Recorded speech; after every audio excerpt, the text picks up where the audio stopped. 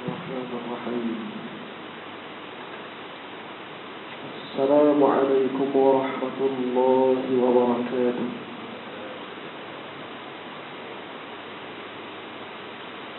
الحمد لله الواحد القهار العزيز الغفار مقدر الأقدار مصرف الأمور مكور الليل على النهار تبصرة لأولي القلوب والأبصار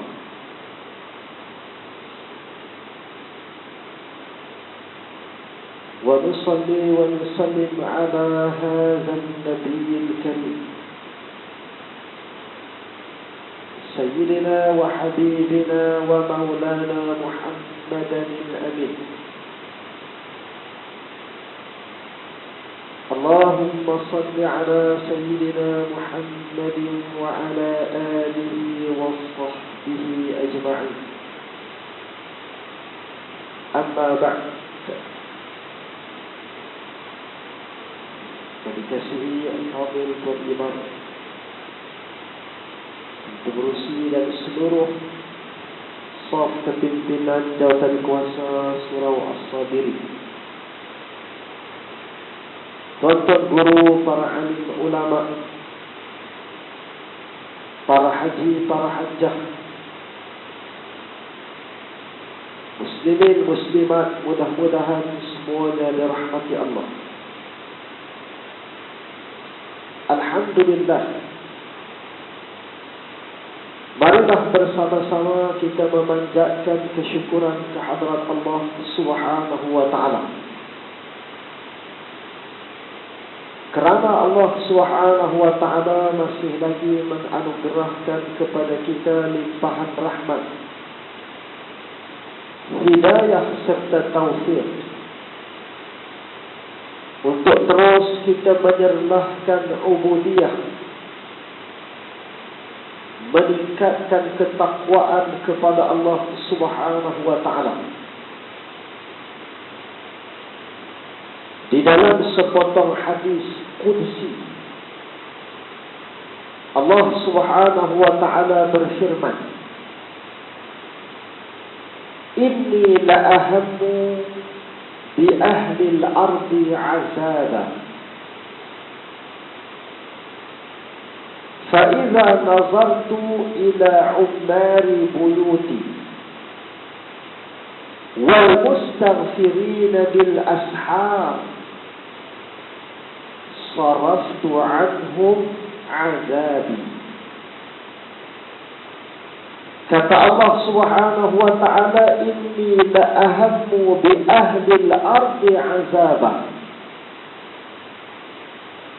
Aku nak timpakan kemusnahan, azab ahli al-ardi kepada seluruh penduduk bumi ini, kata Allah. Aku nak timpakan sahaja seluruh kemusnahan, azab kepada sekalian ahli bumi. Nak letup semua sekali. Fa'iza nazartu, tetapi kata Allah, apabila aku memandang ada dua golongan manusia, dua jenis manusia, dua kelompok, dua kapasiti orang dan individu, yang mana dua golongan ini, kata Allah, ia meredakan dan ia menyebabkan kemurkaan aku jadi hilang. Kalau tidak kerana dua kumpulan manusia ini, kata Allah, Allah Subhanahu wa ta'ala nak timpakan azab kepada seluruh ahli bumi, penduduk bumi. Maka Nas di dalam hadis qudsi ini menyebut dua golongan ini. Yang pertama, فَإِذَا نَظَرْتُ إِلَىٰ عُمَّارِ بُيُوتِ, Apabila aku memandang ada lagi kalangan umat manusia yang mereka ini memilih untuk mengimarahkan rumah aku di atas muka bumi. Ada lagi, sungguh pun minoriti, kalangan kecil yang boleh hadir berjamaah mengikuti siri-siri pentarbihan, mengimarahkan rumah Allah, meskipun kalangan ini golongan yang aqalli, yang sedikit. Tetapi hadirin sekalian, moga-moga usaha kita yang sedikit dari kita yang kerdil ini menyebabkan jatuh pandangan rahmat Allah Subhanahu wa ta'ala kepada kita semua. Hadirin rahimakumullah, sungguh pun hadirin sekalian, kehadiran kita sekarang bukan satu perkara yang mudah. Dan rata-ratanya masjid, surau, kalau sebelum Covid ini, sebelum Covid itu ramai kehadiran. Tapi di banyak tempat biasanya penyusutan jemaah berlaku. Kerana tak sama keadaan sekarang dengan keadaan dahulu, dengan pematuhan SOP dan seumpamanya. Meskipun dalam keadaan sukar, inna 'idhamal jaza ma'a 'idhamal bala. InsyaAllah, apabila kita menegakkan perintah Allah, lebih-lebih lagi dalam keadaan sukar, natijah pahalanya adalah besar. Kerana kita melakukan ketaatan itu dengan penuh cabaran dan kesukaran yang berbeza daripada dulu. Masya Allah, tidak pernah berlaku dalam sejarah maknanya orang yang hidup di bumi Malaysia ini soft ada penjarakan seumpama ini. Tapi berlaku di zaman Jailus Sahabah radhiyallahu alaihim ajma'in. Ketika mana zaman Sayyidina Umar Al-Khattab radhiyallahu anhu wa ardhah, saat berlakunya wabak penularan ta'un amwas di bumi Jordan, disebut dalam kitab Uzama'ul Islam, penularan wabak yang berlaku di Syam itu telah mengorbankan syahid 18,000 para sahabah radhiyallahu alaihim ajma'in, termasuk yang gugur syahid lantaran penularan wabak ialah Sayyidina Mu'adz bin Jabal radhiyallahu anhu wa ardhah. Ketika itu dalam asar menyebutkan para sahabat melaksanakan dan menterjemahkan suatu yang disebut masafah ijtimaiyah, social distancing, dan kadar penjarakan sosial ketika itu untuk membendung penularan wabak. Kadarnya biqadri rumhi, dengan kadar sebatang tombak.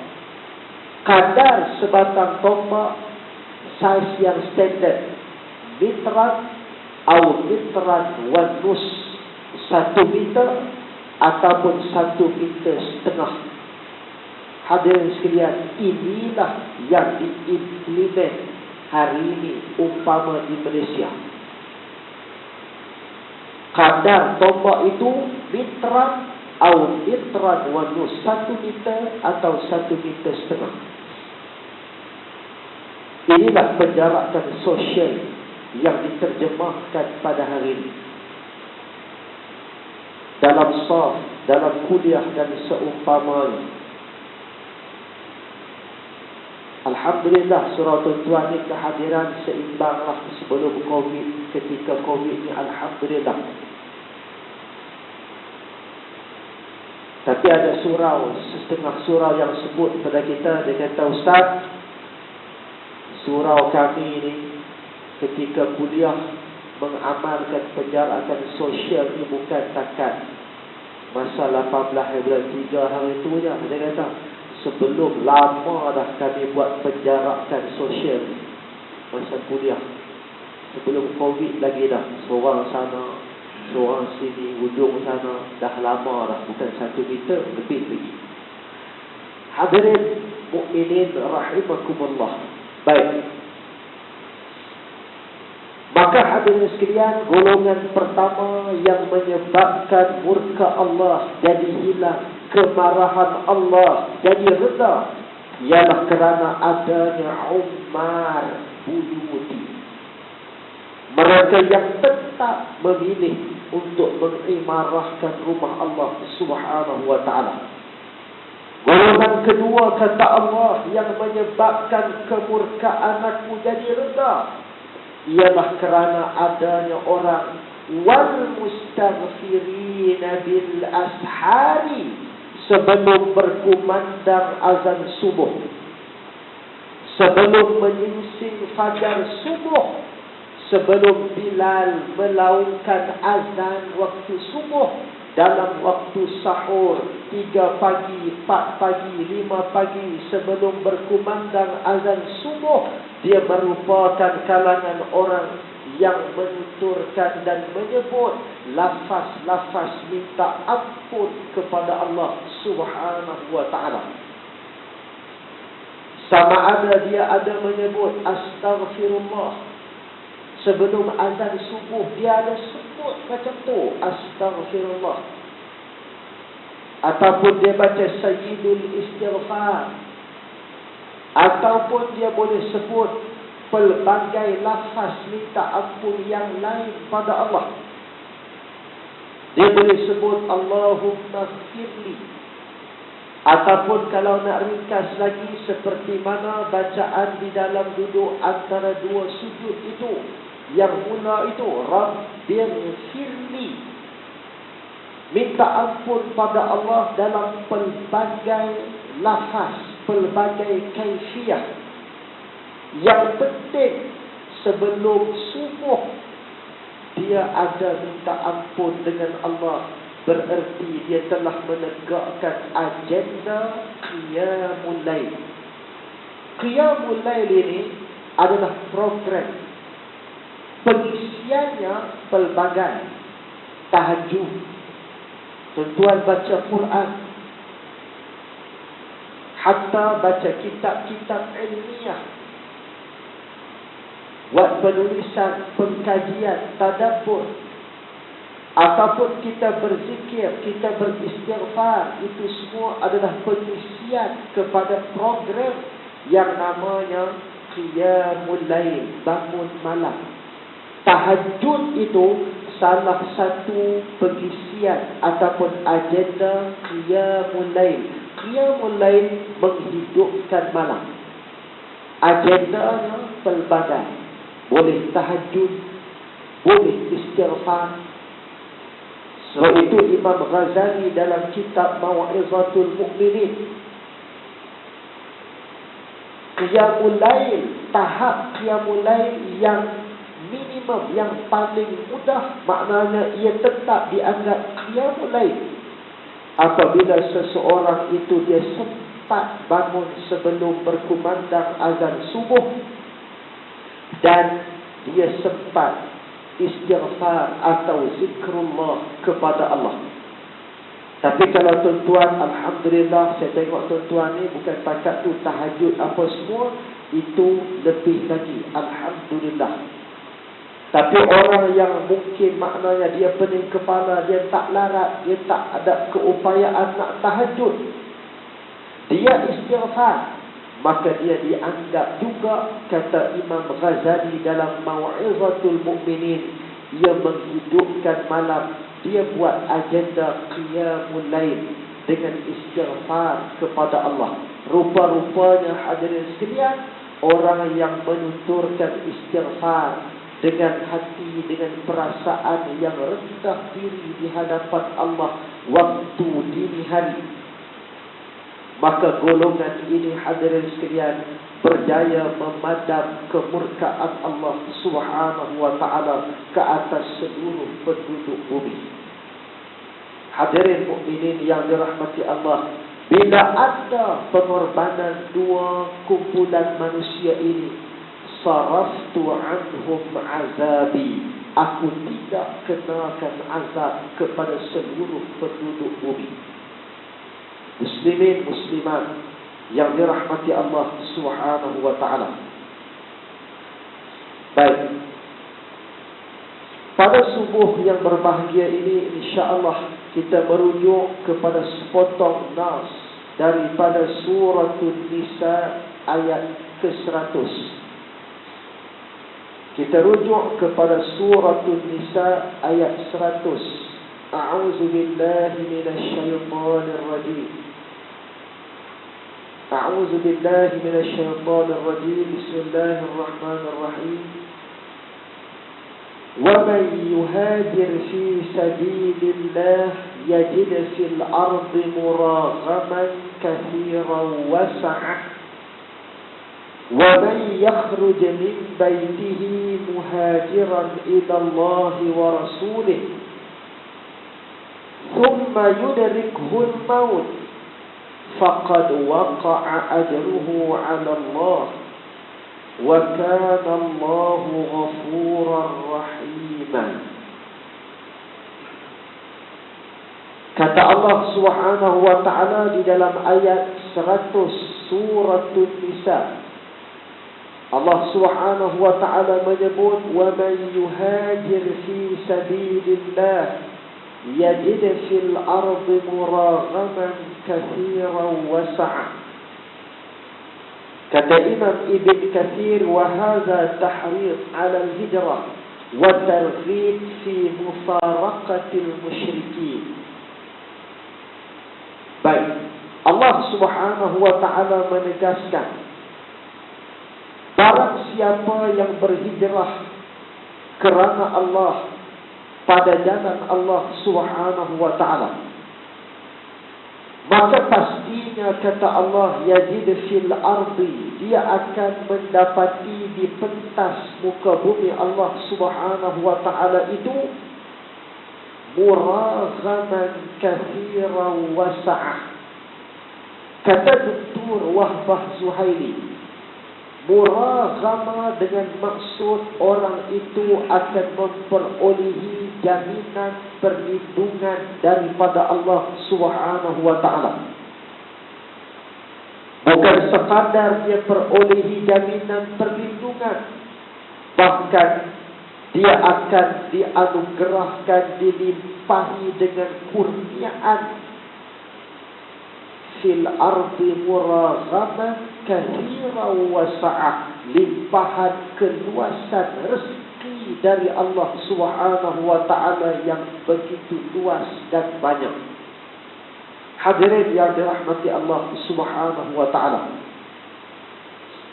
maka dalam konteks sirah nabawiyah, hijrah yang berlaku hadirin sekalian, meskipun hijrah ini tidak berlaku di dalam bulan Muharram, hijrah berlaku di dalam bulan Safar dan berlanjutan perjalanan Nabi Muhammad itu sehingga di dalam bulan Rabiul Awal.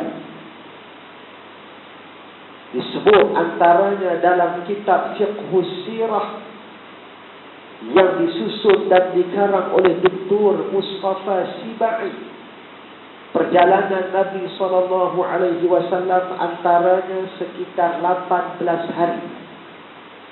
Keseluruhan perjalanan Rasulullah 18 hari. Dan Nabi SAW tiba di bumi Madinah Al-Munawwarah sekitar 12 Rabiul Awal. Hadirin mukminin yang dirahmati Allah Subhanahu wa ta'ala. Baik, Allah Subhanahu wa ta'ala rangkumkan seluruh perjalanan Rasulullah ini dengan Allah mengatakan ini adalah daripada wa yamkuruna wa yamkurullah wallahu khairul makirin. Ketika mana berlaku kemuncak perencanaan dan perancangan musuh Allah untuk menggagalkan seruan dakwah Rasulullah di bumi Mekah, sehingga mereka ini, kata Allah Subhanahu wa ta'ala, wa idh yamkuru bika allazina kafaru liyuthbituka aw yaqtuluka aw yukhrijuka.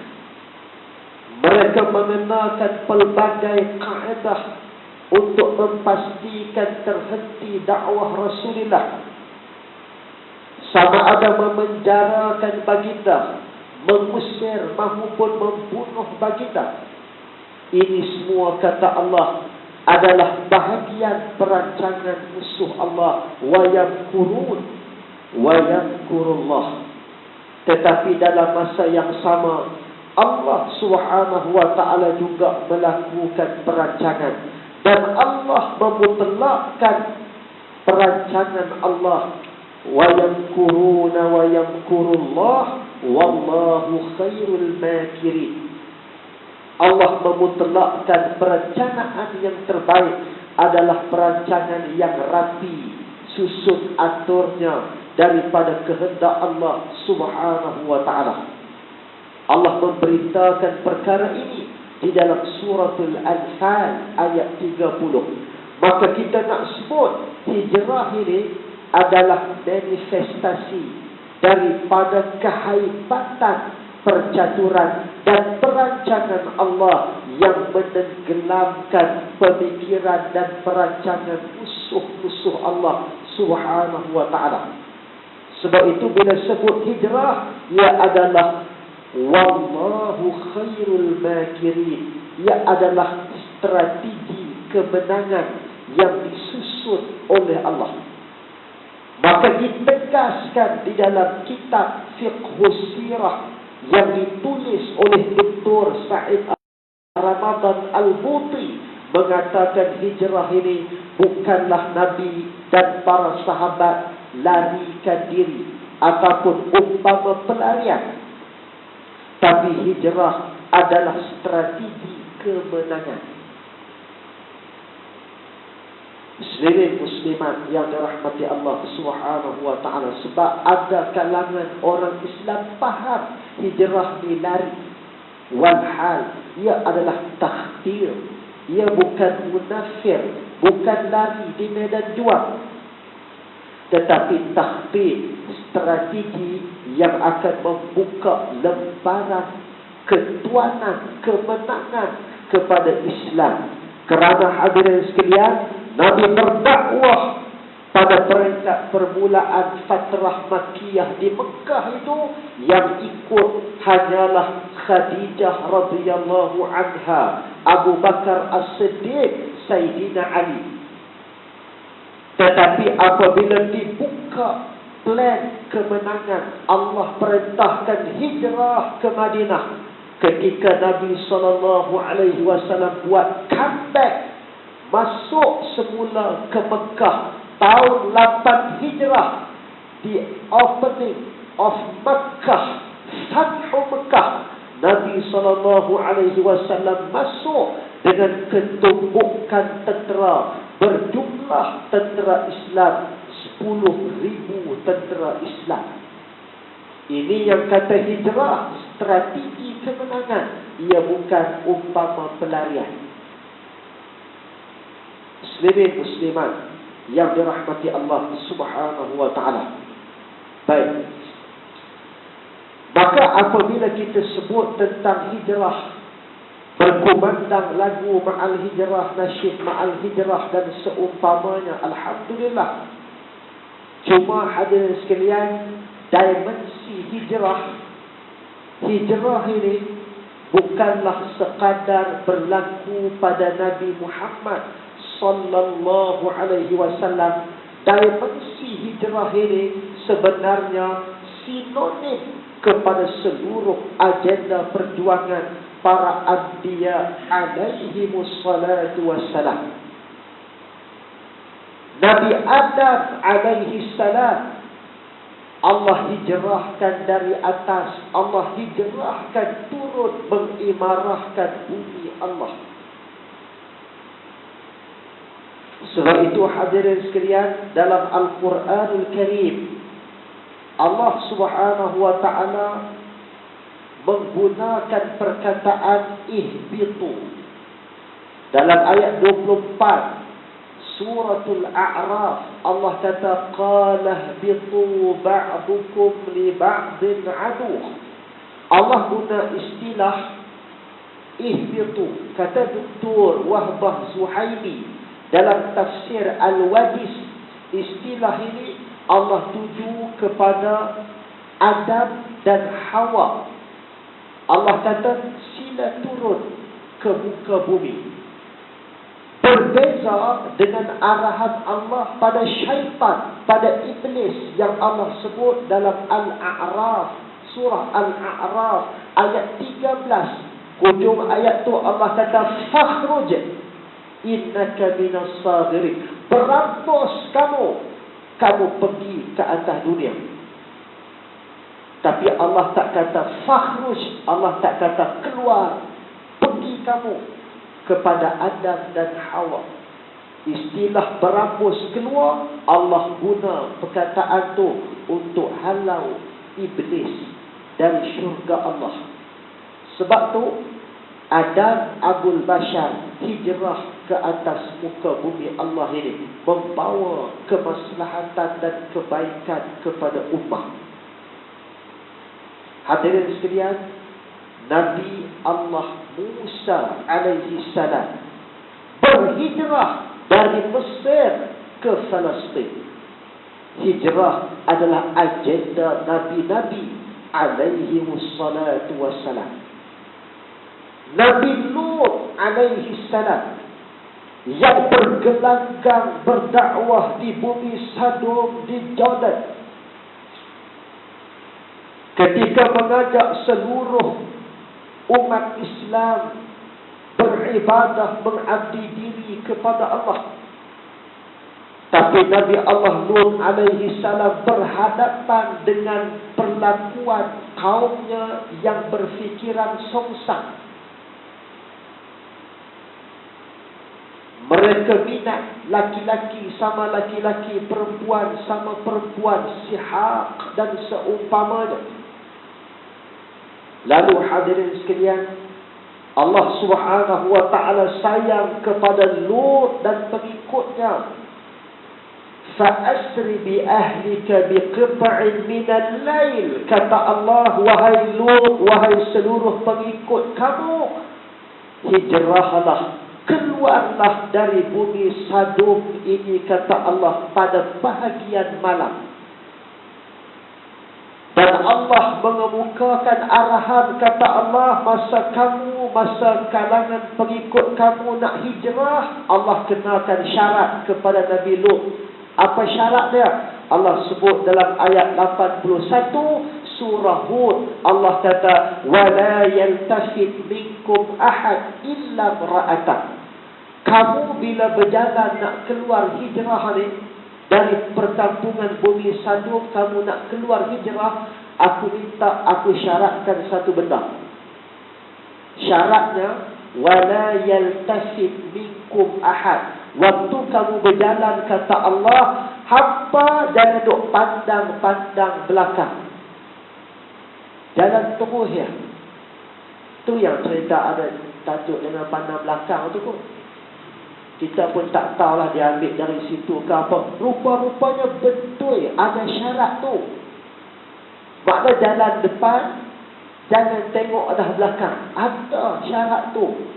Allah kenakan syarat tu kepada Lut dan pengikutnya. Bila jalan hijrah, jangan pandang dah belakang. Illam ra'atan. Tetapi ada seorang manusia pengikut rapat, maknanya orang rapat dengan Nabi Lut, Dia engkar SOP yang Allah titahkan itu. Allah bagi SOP. SOP dia, kata Allah, jalan dengan pandang belakang. SOP dia digezet macam tu. Dia ni engkar pada SOP. Dia pandang belakang. Siapa yang engkar SOP ni? Kalau SOP ni tak apa lagi, ni SOP Allah. Dia pandang belakang. Siapa ni? Illa ra'atan, iaitu bini dia. Bini Nabi Allah Lut alaihi salam. Dia engkar arahan itu. Dia pandang belakang. Bila dia pandang belakang, kata Hamka di dalam tafsir Al-Azhar, ketika itu Allah menyuruh malaikat Jibril alaihi salam menggunakan sayapnya dan akhirnya menterbalikkan perkampungan itu, dijadikan bahagian atas itu ke bawah, yang bawah itu ke atas. Faja'alna 'aliyaha safilaha, dan Allah berturunkan hujan batu ke atas perkampungan tersebut. Maka kata Allah, inna maw'idahumus subh alaysa subhu biqarib. Bila Allah kenakan SOP, wala yaltafit minkum ahadun illa imra'atan, bila istrinya ingkar, innahu musibuha ma asabahum, istrinya itu dilingkupkan, diazab oleh Allah menerusi sayap Jibril yang menterbalikkan bumi sandung itu. Istrinya diazab. Inna maw'idahumus subh alaysa subhu biqarib. Kata Allah, kejadian kedahsyatan azab itu berlaku sekitar waktu subuh yang dekat dengan kamu. Dan isteri Nabi Allah Lut, Allah timpakan azab serta berkah. Hadirin rahimakumullah, maknanya perintah bergerak dan hijrah itu juga Allah berikan kepada Lut alaihi salam. Hadirin sekalian, Nabi Allah Ibrahim alaihi salam berhijrah dari bumi Palestin ke bumi Wadin Ghairi Zi Zar'in, ke tanah tandus kering kontang di bumi Mekah Al-Mukarramah. Palestin, Mekah 2000 kilometer. 2000 kilometer. Nabi Ibrahim hijrah ni bukan ratusan km. Hijrah ribuan kilometer, 2000 kilometer. Kita hari ni KL Perlis sekitar 400 kilometer je. Tu pun 16 kali singgah kedai Paktam. Kita macam kita kenaan Nabi Ibrahim Palestin Mekah 2000 kilometer hanya menggunakan tunggangan unta dan seumpamanya sahaja. Rentas gunung ganang, bukit bukau. Hadirin yang dirahmati Allah Subhanahu wa taala, bila sampai di bumi Makkah Al-Mukarramah, sesudah menuruti kehendak Allah supaya hijrah tinggalkan Palestin sampai di bumi yang kering kontang tandus itu, Allah Subhanahu wa taala menyuruh Nabi Allah Ibrahim alaihi salam ini supaya meninggalkan saja Hajar dan Ismail. Tinggalkan sahaja mereka berdua, Hajar dan Ismail, di lembah tandus yang kering kontang ini. Hadirin yang dirahmati Allah, Nabi Allah Ibrahim alaihi salam pernah dah hijrah 2000 kilometer. Sampai-sampai di tanah yang tandus itu, Nabi Ibrahim pun tak tahu kata yang tu Mekah. Allah cuma kata letakkan mereka di Wadin Ghairi Zi Zar'in, tanah tandus. Nabi Ibrahim pun tak tahu sebenarnya yang itu Mekah. Allah rahsiakan pada pengetahuan Ibrahim Tapi lantaran ketaatan yang memuncak pada Allah, Nabi Allah Ibrahim tinggalkan saja Hajar, tinggalkan saja Ismail. Hadirin sekalian, bila diletakkan Hajar, diletakkan Ismail di tanah yang tandus itu, seolah-olah SOP dari Allah itu berbunyi, hei Ibrahim, tinggalkan saja mereka benua di sini, biar mereka mati saja di sini. Seolah-olah arahannya bunyi begitu. Tapi hadirin sekalian, Nabi Allah Ibrahim bulat tekad untuk nak tegak arahan Allah. Hajar alaihissalam tanya Nabi Ibrahim, wahai Ibrahim, kenapa kamu nak tinggal kami? Hajar tanya lagi, sebab apa kamu nak tinggal kami Ibrahim? Hajar pegang baju Nabi Ibrahim. Hajar berpaut pada kaki Nabi Ibrahim. Sepatah pun Nabi Ibrahim tak jawab apa-apa. Nabi Ibrahim diam. Hajar pegang berpaut lagi pada Nabi Ibrahim. Nabi Ibrahim tak jawab apa-apa. Sehinggalah Hajar alaihissalam menukar bentuk pertanyaan. Hajar kata, Allah amaraka bihaza? Wahai Ibrahim alaihissalam, yang kamu buat, kamu nak tinggal kami ini, adakah ia arahan dari Allah Jalla wa'ala? Kata Nabi Allah Ibrahim, terus dia respon. Nabi Ibrahim kata, Allahumma na'am. Betul, yang aku buat ini adalah wahyu dari Allah, SOP dari Allah, kehendak Allah Jalla wa'ala. Tuan-tuan, apa jawapan balas Hajar? Jawapan balas Hajar ni yang hebat, hadirin sekalian. Bila Nabi Ibrahim kata ini adalah ketetapan Allah, Hajar, perempuan yang bukan daripada kalangan bangsawan, dia pekerja staf Istana Mesir, pekerja biasa, tapi jawapannya hebat. Jawapan Hajar, izan la yudayyi'ana Allahu abada. Kalau ini merupakan arahan Allah, nescaya kata Hajar, pastinya Allah tidak akan sia-siakan kami di tanah yang tandus ini. Saat Nabi Ibrahim bulat tekad nak tegak arahan Allah, Hajar dengan semangat yang kental juga nak tegak arahan Allah. Nabi Ibrahim memusingkan tunggangannya, terus bergerak kembali ke Palestin. Sehingga bila Nabi Allah Ibrahim tengok Hajar dan Ismail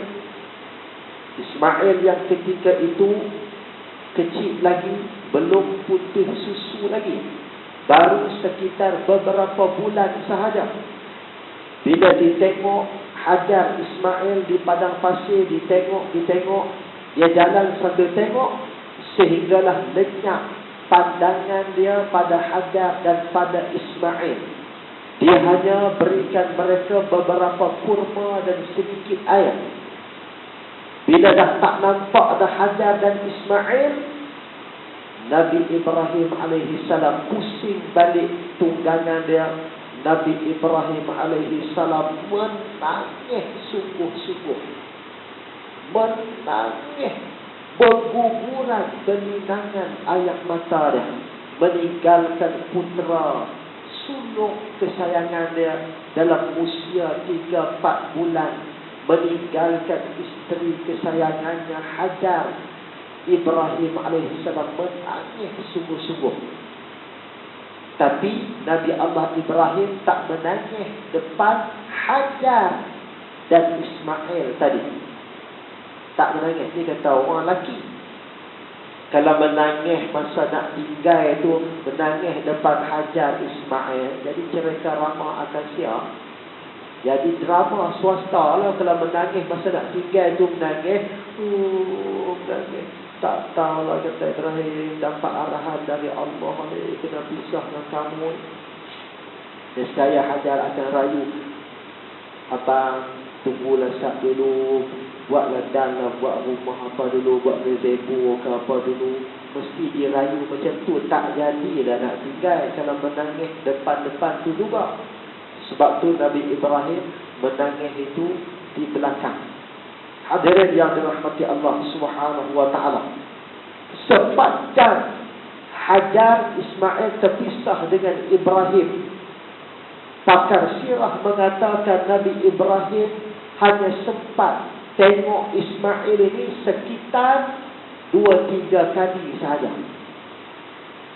Sampai kali ketiga, kali keempat tengok Nabi Ismail ini, usianya sudah belasan tahun. Timbul perintah, maknanya nak sembelih, yang semua tuan-tuan tahu. Tapi kita nak sebut begini, macam mana hadirin sekalian, yang kita nak beribrah dia, macam mana Nabi Ibrahim dengan Ismail ni terpisah jauh ni 2000 kilometer.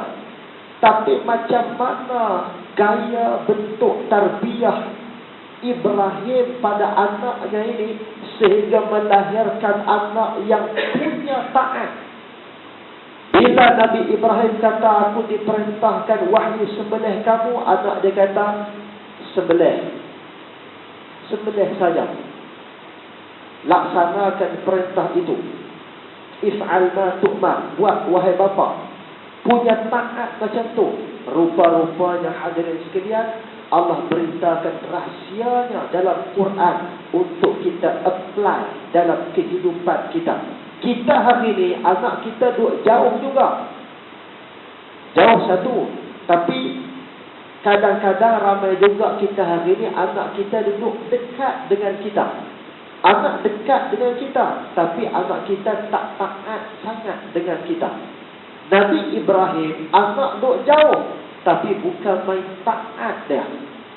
Walhal Nabi Ibrahim bukan tarbiyah duk pegang tiap hari, duk dari jauh, tarbiyah jarak jauh. Kita anak kita duk dekat, tapi tak berapa nak taat. Rupa-rupanya ada rahsia Allah beritakan kaedahnya. Hadirin sekalian, rupa-rupanya Nabi Ibrahim duk baca satu munajat ini, dan Allah rakam munajat ini dalam Al-Quran.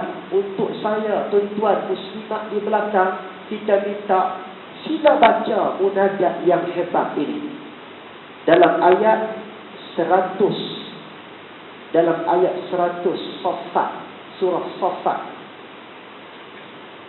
Nabi Ibrahim duk baca yang ni, barulah menatijahkan anak yang taat. Sampai Nabi Ibrahim kata nak sembelih. Rabbi habli minas salihin. Pendek tetapi sangat efektif. Rabbi habli, wahai Allah, anugerahkan aku generasi anak yang salihah. Pendek saja. Tuan-tuan kan hafal Rabbana hablana min azwajina, itu kan hafal. Tambah sikit lagi, Rabbi habli minas salihin. Nabi Ibrahim duk baca tu menyebabkan hadirin sekalian, anak dia Ismail ni taat kepada Allah. Sangat taat, ketaatan luar biasa. Dan itu bacalah kalau boleh hari-hari. Rabbi habli minas salihin. Pendek saja, Rabbi habli minas salihin. Jadikan amalan kita sesuai, sangat praktikal untuk anak-anak kita yang kecil-kecil, yang masih belajar, duduk di asrama. Kita pun bimbang, maka kita baca doa ni. Ia adalah antara mekanisme tarbiyah jarak jauh. Tarbiyah jarak jauh. Rabbi habli minas salihin. Sesuai untuk anak-anak kita yang peringkat remaja itu. Cuma ada seorang pakcik sebut, dia kata kat kita, Ustaz, dia kata, Ustaz sebut ni, dia kata, saya memang teringin sangatlah nak beramal, dia kata, Ustaz, dengan ayat yang pendek ni, dia kata, doa Nabi Ibrahim ni. Tapi dia kata, Ustaz, anak-anak saya semua dah beranak pinak, dah besar-besar dah. Dia pun semua dah lepas dah. Dah terlepas dah. Jadi dia kata, saya ingat nak start balik lah Ustaz. Rupanya dia cadang nak kahwin lagi.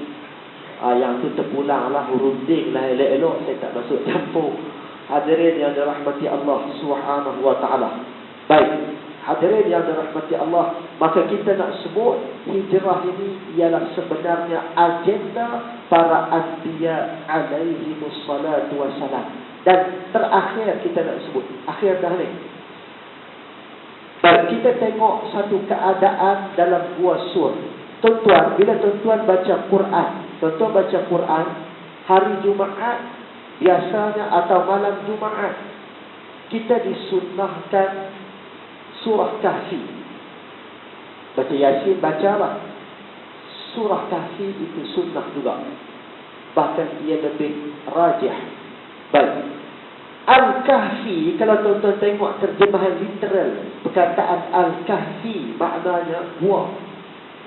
Tapi dalam surah At-Taubah ayat 40, Allah kata ghar.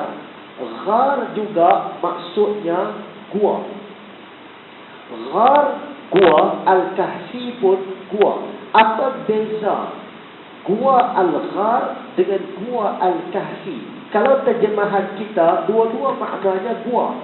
Tapi dalam ilmu tafsir, Ghar dengan Al-Kahfi memang gua. Tapi beza dari sudut. Al-Kahfi ni gua yang saiz dia besar, boleh masuk 7 orang.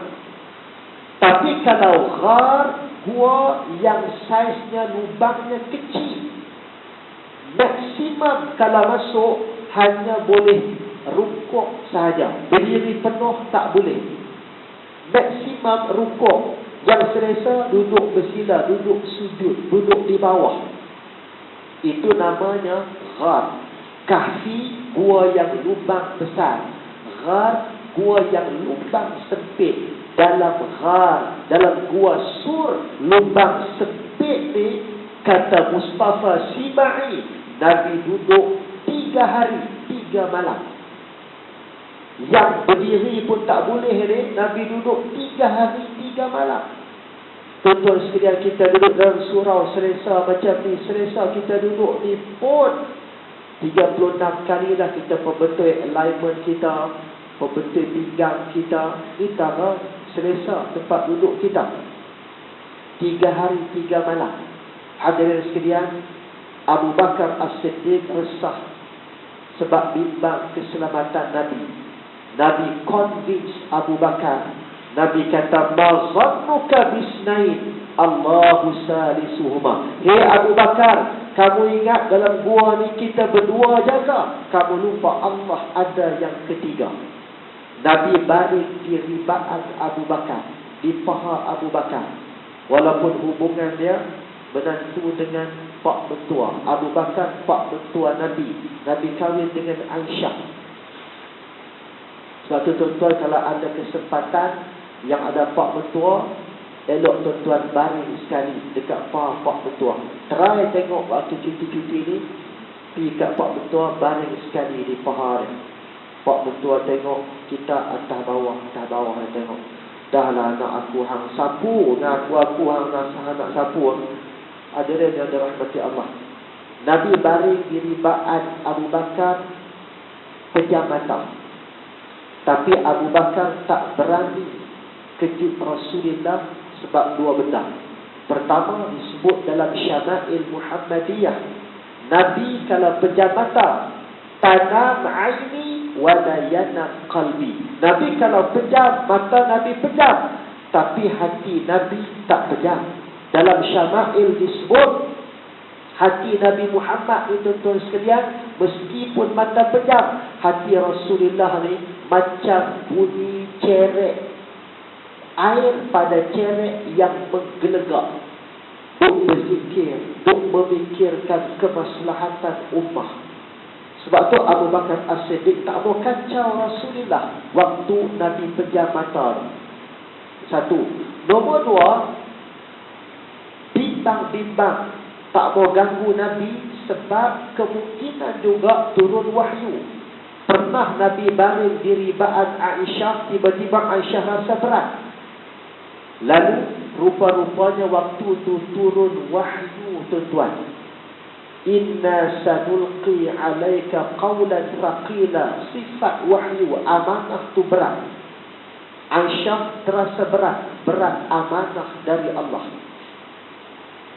Sebab tu tuan-tuan, Abu Bakar As-Siddiq tak gerak, tak kejut Nabi.